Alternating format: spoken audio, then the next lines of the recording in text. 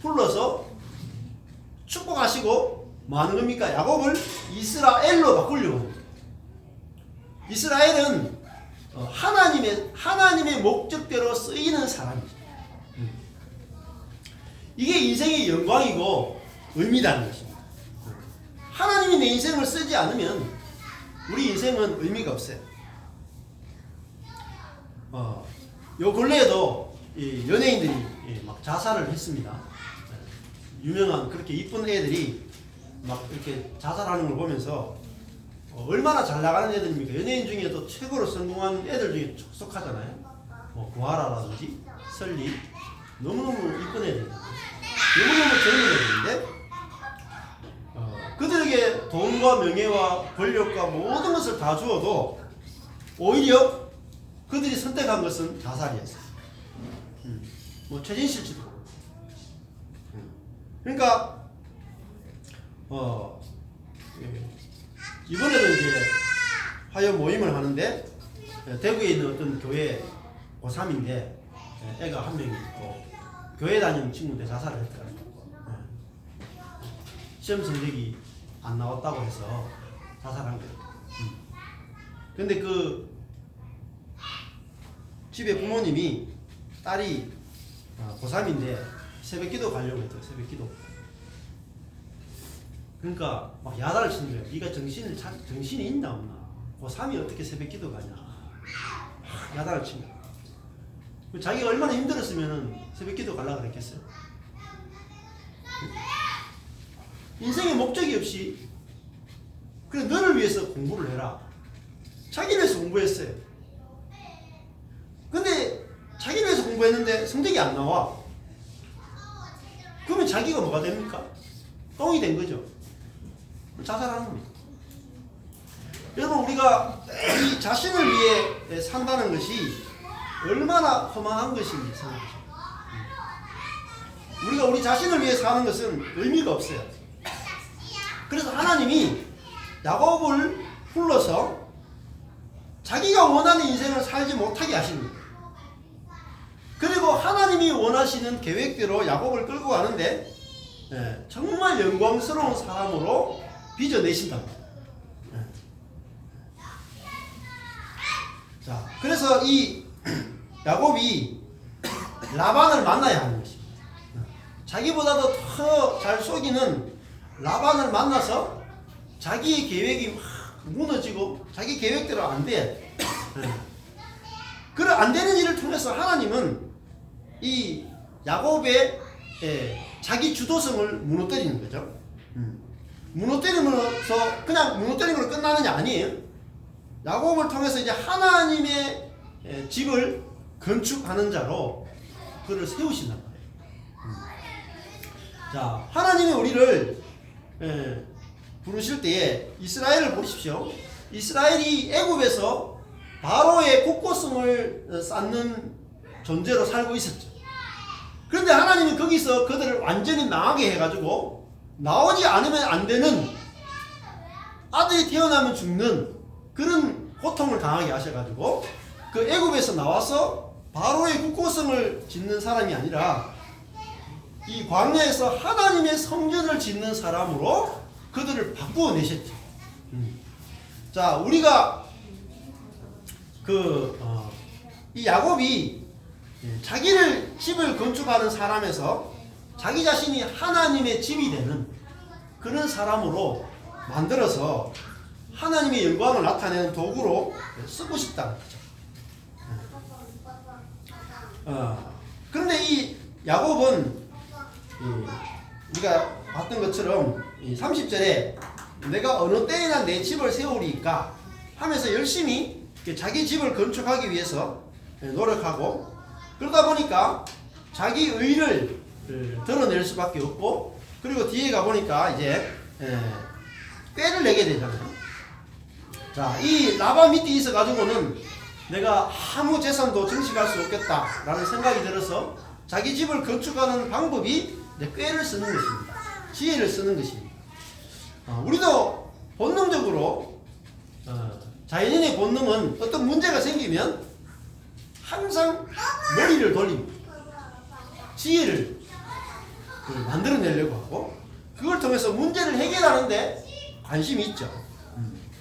자, 그래서 특별히 이 라반이 너무너무 머리가 좋은 걸 볼 수 있습니다. 뭐라고 말하냐면은 그 31절에 가보면은 외삼촌에게 그 야곱이 외삼촌의 양떼를 이야기하면서 그 32절에 보면은 아롱진자 양 중에서 아롱진자 점 있는 자 검은 자를 가려내고 염소 중에서 점 있는 자와 아롱진자를 가려 내면은 이렇게 점 있는 놈들 그러니까 하얀 놈이 아니고 하여튼 얼룩이 있는 놈들은 내 삭시 될 것입니다. 이걸 내 삭시로 주십시오. 이렇게 이야기를 해요. 그러면 아마 점 있는 놈들이 숫자가 적었겠죠. 그죠? 예. 근데 재밌는 게 뭐냐면 라반이랑 이름의 뜻이 흰이라고 하는 뜻입니다. 희다. 라반이 희다라는 뜻입니다.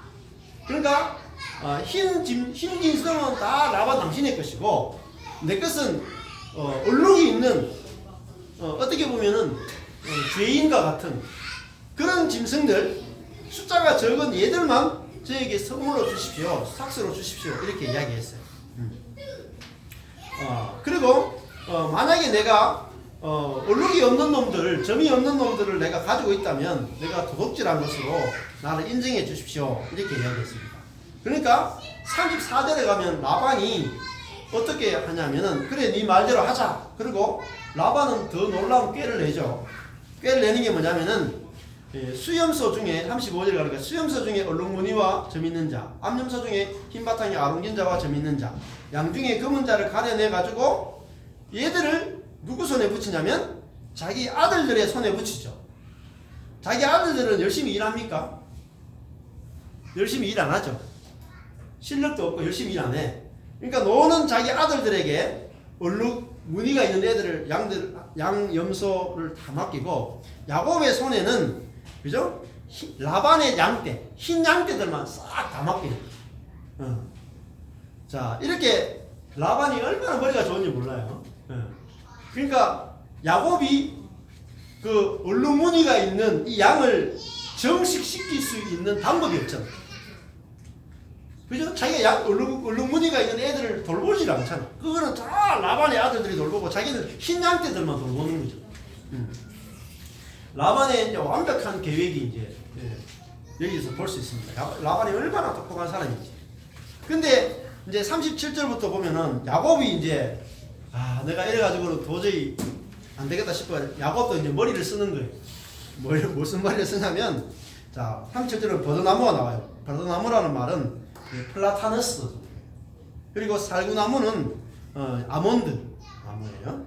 그리고 신풍나무는 포플러 종류입니다. 이 버드나무 또 아몬드 나무 플라타너스하고 아몬드 나무하고 또 포플러 여기에 푸른 가지를 꺾는 겁니다.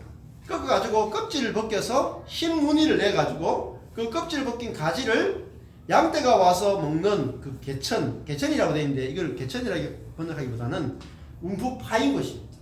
움푹 파여가지고 물이 이렇게 고인 것입니다. 자, 거기에다가 뭐가 있냐면 그 개천에 움푹 파인 곳에 물 구유가 있는 거예요. 물통에다가 이 나뭇가지를 이렇게 세워놓는 거예요. 그러면 그 물통에 와서 양떼들이 막 물을 먹겠죠. 그러면 그 양떼들이 뭘 보냐면 앞에 놓여 있는 껍질 벗겨진 가지, 그 가지를 보고 물을 먹는데 그 껍질 벗겨진 가지를 보고 물을 먹으면 뭐가 나오냐면은 그 앞에 새끼 베는데 그거를 보고 새끼를 베는 놈들이 얼룩얼룩한 것과 점있고 아롱진 것을 낳는 거예요. 여기에 대해서 이제 아직까지 사람들이 답을 못 찾아요. 정말 이 버드나무, 살구나무, 신풍나무의 가지를 이렇게 양과 염소 앞에 놓고 먹으면 얼룩이 지느냐? 정말 이게 과학적으로 맞느냐? 이런 이제 논란이 많은데 검증된 게 없는 것 같아요. 찾아보니까. 근데 이 야곱은 나름대로 이제 머리를 쓴 거죠. 썼는데 하나님이 야곱이 이렇게 꾀를 쓰고 하는데도 불구하고 하나님이 이 야곱을 또 축복하십니다. 그래서 어떻게 되냐면은 야곱이 41절에 보면은 실한 양이 새끼 뵐 때는 가지를 두고 42절에 보면 약한 양이 새끼를 뵐 때는 가지를 두지 않는 거예요. 그래서 약한 놈은 전부 다 라반의 것이 되고 얼룩이 있는 실한 놈은 다 야곱의 것이 돼가지고 이 야곱의 재산이 어떻게 되냐면 43절에 가니까 그 사람이 심히 풍부하여, 여기 풍부하가 파라츠거든요. 생육하다. 증가하다. 파라츠. 그리고 양떼와 노비와 약떼와 나귀. 노비는요 남자종, 여자종이거든요. 남종, 여종까지도. 그리고 약떼, 나귀까지도 엄청나게 숫자가 많아졌어요. 많다가 라브거든요. 그러니까 이 생육하고 번성했다라고 결론이 나는 거예요. 야곱이 엄청나게 생육하고 번성하는 복을 받게 됐어요. 여기 보시면은 참 재밌는 것이 우리가 저번에 이제 앞에 할 때 야곱이 지금 라반을 속이고 막 자기 중심적으로 꾀를 쓰고 막 이렇게 살아가는데 하나님이 신기하게도 야곱을 축복하신다는 거예요. 놀랍지 않습니까? 야곱이 선하게 살거나 뭐 경건하게 살거나 기도를 하거나 이렇게 해서 복을 받는 것이 아니라 야곱이 이렇게 풍부하고 숫자가 많아지는 복은 오직 하나님의 약속에 의해서 이렇게 주어지고 있다는 거죠. 자, 우리가 이걸 안다면 오직 하나님의 은혜로 우리가 풍성한 삶을 누린다라는 걸 안다면 우리가 얼마나 안식할 수 있습니까? 우리의 어떤 그 선과 악에 따라서 축복과 저주가 갈라진다면 우리는 흔들릴 수밖에 없는데 하나님이 이 야곱을 축복하시는 이 놀라운 축복을 우리가 보게 되는 것입니다. 자, 이것이 아브라함과 이삭의 축복도 똑같죠. 여러분 아브라함이 거부가 된 이유도 자세히 보면은 애굽에 내려갔다가 아내를 루이로 하고 속이고 애굽에 내려갔다가 올라오는 길에 거부가 됐다고 해요. 그리고 이삭도 그 가나안에 있다가 블레셋으로 옆에 있는 블레셋으로 갔다가 아내를 루이라고 속이는데 올 때 거부가 되고 지금 야곱도 라반을 속였는데 거부가 돼요. 여러분 구약 속에 구약에 있는 율법은 하나님께 순종하면 복을 받고 불순종하면 저주를 받는다는 것이 율법이죠. 그런데 그 율법보다 더 중요한 것은 복음이라는 것이죠. 그래서 구약에도 이런 은혜와 복음이 율법보다도 더 중요하게 흐르고 있다는 사실이죠. 이걸 모르면은 우리는 구약에서 끊임없이 율법을 찾아내서 야곱이 이렇게 복을 받은 이유가 뭔가 찾아냅니다. 본문에서. 야곱이 그래도 하나님께 이렇게 순종했기 때문에 이렇게 복을 받았다. 이렇게 하면은 본문과 다르게 가게 되는 거죠. 그러면은 사실 여기 가지가 뭔가?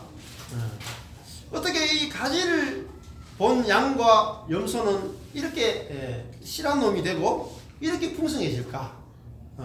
하는 거죠. 이 가지만 있는 게 아니고 구유도 있더라고요. 그러니까 이거 참 신비해요. 이 해석이 불가능한 거다. 이 가지를 보면은 실해지고 가지를 보지 못하면 약해지는 이 신비가 이게 감춰져 있습니다.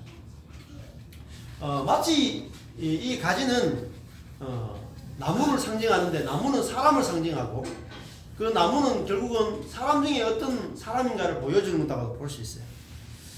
우리가 어떤 사람을 보면 우리가 약해지기도 하고 어떤 사람을 보면 우리가 강해지기도 합니다.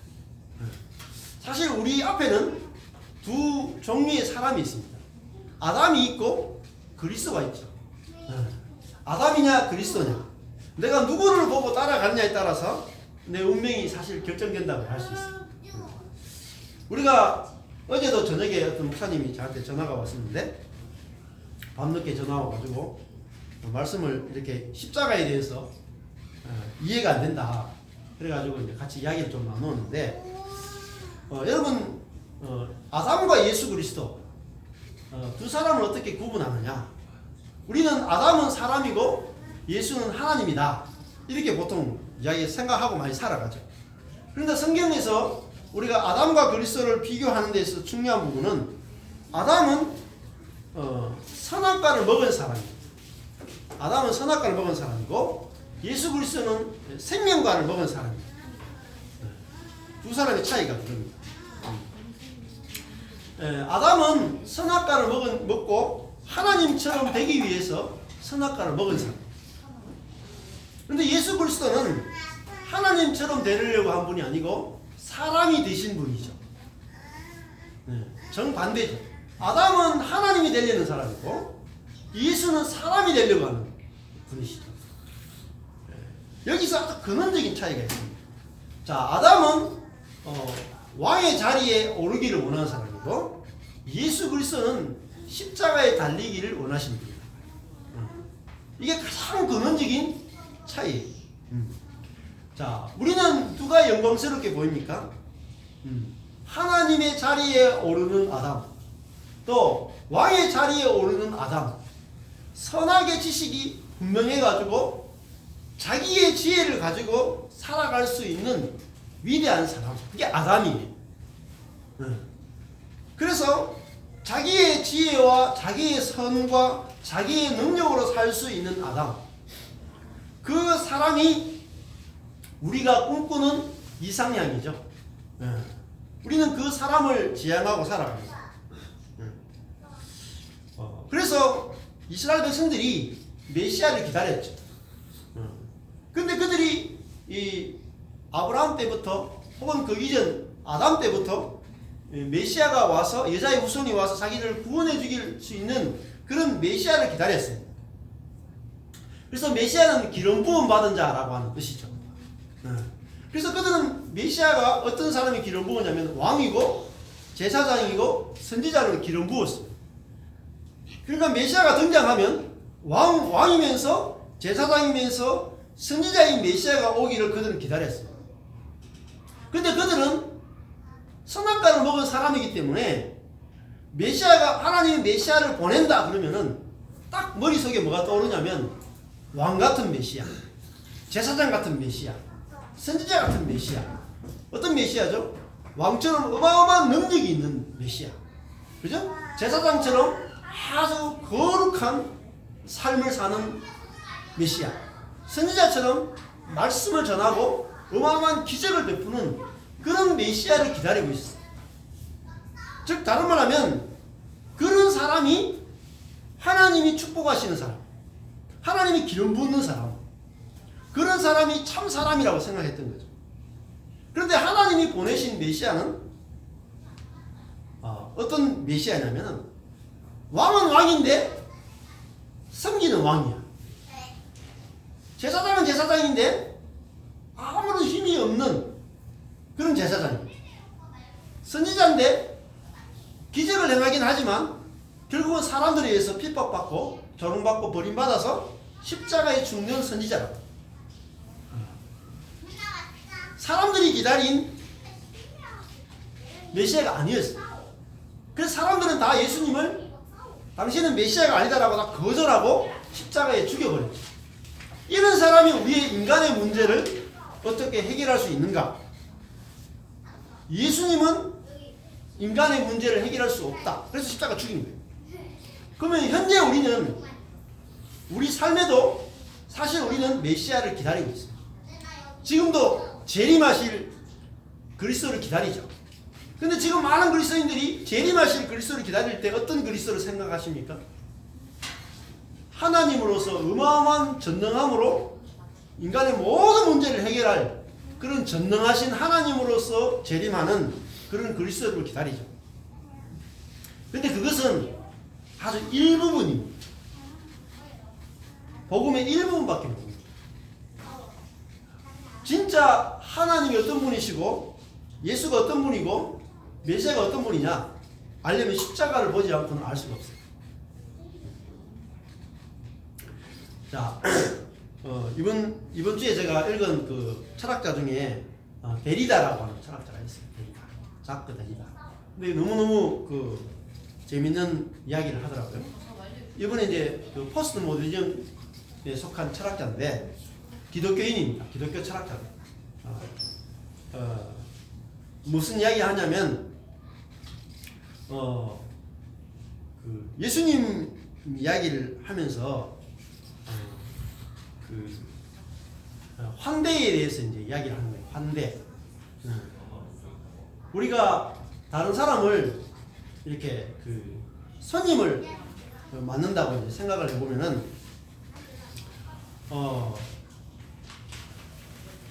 우리가 이제 이렇게 문이 있단 말이야. 우리가 어떤 교회도 마찬가지고 교회도 문이 있고 각자 집에도 문이 있어요. 자, 국가도 문이 있습니다. 우리나라고 하는 국가도 이 출입국하는 문이 있죠.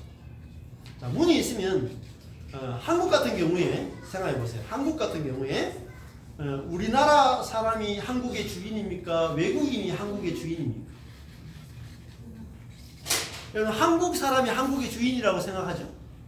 여기에 대해서 한치의 고민도 해본 적이 없을 거예요, 여러분. 한국은 한국 사람 거다. 여기에 대해서 만약에 반대했다, 그러면 죽습니다. 근데 데리다는 뭐라고 말하냐면 그게 전체주의라는 거. 그게 자기 중심성이라는 거. 그래서 하는 말이 환대, 손님을 맞이한다. 환대라고 하는 것은 진정한 환대는 불가능한 환대다. 이런 표현을 써요.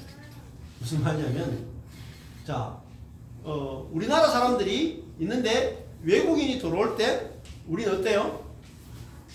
그 사람이 우리나라의 국익에 도움되느냐 마느냐에 따라서 우리가 그 사람을 받아들일지 않을지 우리 쪽에서 결정권을 가지죠. 우리 쪽에 결정권을 가진 상태에서 우리가 비자를 줄 건지 말 건지 그 사람을 환대하는 것은 진정한 환대가 아니다라는 거죠. 오히려 상대방에게 그 결정권을 주는 것, 즉 난민이라든지 어려운 사람들을 봤을 때 우리의 국익을 위주로 보는 것이 아니라 그 사람이 얼마나 이 나라가 필요한 사람인가를 보고 그 사람에게 결정권을 주는 것이 바로 진정한 환대다. 이렇게 이제 그 이야기를 해요. 그런 환대에 대해서 이제 눈이 열린 것이 이 데리다라든지 이런 유명한 철학자들이 이렇게 그 자기 나라를 잃어버리고 난민처럼 몇 개의 나라를 떠돌았기 때문에 그런 경험 때문에 그런 이제 환대를 보게 된 거죠. 성경에 보면은 그러면서 이제 성경에 있는 중요한 예를 이야기합니다. 아브라함의 환대라는 이야기를 하면서 성경에서 이제 손님을 접대하는 것이 굉장히 중요하잖아요. 중요한데 그 신약에도 보면은 요한 3서가 나그네를 환대하는 이야기가 나와요. 나그네를 환대하지 않은 사람이 악한 사람이다. 그리스도인은 나그네를 환대하는 사람이다. 근데 그 나그네를 내 쪽에서 판단해서 결정할 권리가 없더라는 거예요. 그게 사도 요한이 이야기하는 거예요. 자, 초대교회 안에 어떤 문제가 있었냐면 교회가 누구 거냐라. 누구 거냐. 우리도 지금 개개교회주의가 판치죠. 자, 바로 그 교회를 예를 들어 보겠습니다. 바로 그 교회는 누구 겁니까? 바로 교회 성도들 거라고 생각하죠. 그래서 다른 사람들이 왔을 때 이 사람들을 받아들일지 말지 우리에게 결정권이 있다고 생각해요. 근데 그것이 죄란 말이에요. 그래서 순회 선교사들이 왔을 때 순회 선교사들이 와서 피해를 끼치거나 정기적으로 손해를 본다거나 하면은 오지 말라고 노하는 거예요. 근데 그것이 복음하고 정면으로 위배된다는 거죠. 그래서 그런 사람들을 오히려 쫓아내라고 이야기합니다. 그 악한 거라고 이야기합니다. 왜냐하면은 이 성경에서 말하는 가장 근원적인 죄는 내 인생이 내 것이고 내 인생이 내 거면 이게 확장되면 내 가족은 내 것이고 내 교회는 내 것이고 내 나라는 내 것이고 이렇게 간단 말이에요. 그래서 여기에 대해서는 이걸 내가 다 이제 통제하려고 하는 거죠. 이것이 모든 문제를 만들어낸다는 것입니다. 그래서 구약으로 가보면은 이제 하나님이 이스라엘이 얼마나 타락했느냐를 판가름하는 기준이 뭐냐? 나그네를 환대하느냐 못하느냐. 그래서 창세기 19장하고 사사기 19장에 같은 사건이 있어요. 창세기 19장에 보면은 천사들이 소돔과 고모라에 방문하죠. 그랬을 때에 그 소돔과 고모라의 사람들이 롯의 집에 방문한 그 천사들에 대해서 어때요? 너희들이 우리 구역에 들어왔다. 너희는 손님이고 우리는 주인이다. 그 주인의 자리에서 우리는 주인이기 때문에 너희들에 대해서 우리가 마음껏 할 수 있는 권력과 힘이 있다. 그래서 그 손님을 끌어내라 해서 우리가 강간하겠다 하면서 그들을 막 폭력을 가하죠. 그랬을 때 하나님이 이곳은 하늘의 불로 심판받아야 되는 곳이다라고 정의를 내리셨다. 그게 창세기 19장의 이야기예요. 사사기 19장 가면 똑같은 사건이 나옵니다. 뭐냐면은 한 레위인이 첩이 있었는데 이 첩이 도망을 가요. 자기 아버지 집으로. 그래가지고 데리고 와서 자기 집으로 돌아오는 길에 베냐민 지파 기브아라고 하는 곳에서 잠을 자게 돼요. 잠을 자는데 그 베냐민 지파 기브아 사람들이 밤에 딱 와서 남자들이 와서 레위인 남자를 내놔라 그래요. 그 남자와 상관하겠다. 그러니까 그 주인이 내가 이 사람을 내놓을 수 없다. 손님인데 어떻게 내놓느냐 해서 자기 딸을 내놓겠다. 그리고 레위인은 그 첩을 내놔요. 여자가 이제 그래서 내놓겠다 할 때 결국은 레위인의 첩이 나갔다가 강간당하고 죽게 돼요. 그래서 레위인이 너무 열을 받아가지고 자기 안에 그 첩 있잖아. 첩의 시체를 12둥이 그래가지고 12지파로 딱 보내거든요. 그래서 이제 11지파가 들고 일어나가지고 베냐민 지파를 전쟁을 벌이면서 베냐민 지파가 600명을 남고 다 말살당하는 것이 사사기 뒷부분 이야기인데 거기서도 이 하나님의 백성이 얼마나 타락했는지를 보여주는 증표가 뭐냐면 손님에 대해서 어떻게 하느냐를 보고 이야기를 하는 거예요. 자, 예수 그리스도가 사실은 이 땅에 메시아로 오셨습니다. 그런데 예수님이 이 땅에 오실 때 왕으로 오셨습니까? 주인으로 왔습니까? 손님으로 왔습니까? 예수님이 이 땅에 오실 때 손님으로 오셨죠. 그러니까 헤롯 왕은 자기가 왕으로서 손님인 예수 그리스도를 죽이려고 했다. 그래서 그것이 악한 거라고요. 근데 예수 그리스도가 오셔가지고 메시아로서 하나님 보내시는 왕으로서 자기가 왔는데 내가 오늘부터 내가 왕으로 왔기 때문에 너 다 죽었어. 내가 진짜 오리지널 왕이고 너 가짜 왕이야. 내가 진짜 왕이니까 당연히 너희를 심판해야지. 가짜니까. 나는 선하고 너희는 악해. 그래서 예수님께서 진짜 왕으로 와가지고 왕으로서 악한 왕들을 처단하러 오신 분이 아니라 자신이 그 주인으로 오신 분이 아니라 손님으로 왔다는 거죠. 그래서 그 헤롯 왕의 죽음을 피해서 도망가는 거죠. 근데 그게 뭡니까? 그게 영광스러운 모습입니다. 왕으로서 군림하고 왕으로서 주도권을 가진 그 왕이 영광스러운 왕이 아니고 힘있고 능력있고 자기의 권세를 마음껏 쓸 수 있는 그 왕이 영광스러운 왕이 아니라 왕인데 손님으로 와서 쫓겨다니는 그 왕이 영광스러운 왕이에요.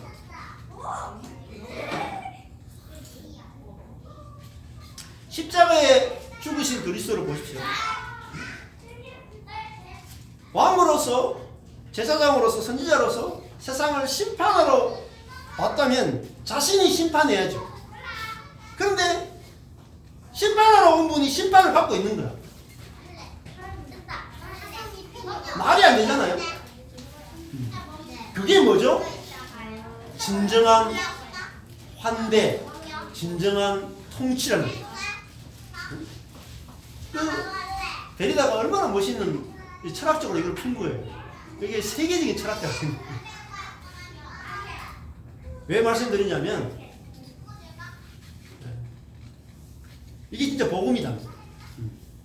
그 주인의 자리에서 손님의 자리에 내려오고 왕의 자리에서 자기는 죄인의 자리에 가서 심판하는 자가 아니라 심판을 받는 그 자리에 갈 수 있는 사람이 영광스러운 거예요. 여러분 영광은 딱 하나밖에 없어요. 자기 중심성에서 벗어난 사람이 영광스러운 사람. 그 외에는 다 가짜예요. 그래서 자기 중심성이 없이 벌거벗겨져 가지고 잘라져서 벌거벗겨져서 양들 앞에 놓여진 그 가지와 같이 자기 중심성이 없는 그 새로운 사람, 하나님이 기름 부은 사람. 메시아는 기름 부었다라는 뜻이죠. 기름 부었다는 말은 하나님이 이 사람이 인정하는 사람이다. 왕과 제사장과 선지자는 특징이 뭐냐면 자기 일이 없는 사람, 자기 인생이 없는 사람. 왕은 하나님을 대리하는 사람이고 제사장은 자기 기업이 없어. 그래서 하나님과 사람을 화목시키는 사람이고 선지자는 자기 말이 없어요. 하나님의 말을 대언하는 사람. 이 왕과 제사장과 선지자의 특징은 자기 인생도 없고 자기 말도 없고 자기 일도 없고 자기 계획도 없는 사람이야. 이게 뭐 영광스러워요? 등신같이. 근데 그걸 거룩이라고 그랬다니까요. 하나님의 손에 들려서 쓰임받는 인생, 그걸 영광스러운 인생이다. 이 분이 바로 예수 그리스도랍니다. 우리는 무리를 걷는 예수를 좋아하고 죽은 자를 살리는 예수를 좋아하고 기적을 일으키는 예수를 좋아하지만 자기 중심성이 죽어서 하나님의 손에 끌려다니는 힘없고 약한 예수는 우리는 멸시하고 천대한다. 흠모할 만한 것이 아무것도 없는 예수, 그 예수가 사실은 우리를 구원합니다. 왜냐하면 우리 자신이 힘없이 끌려다니는 그 예수와 동일한 인생이기 때문에.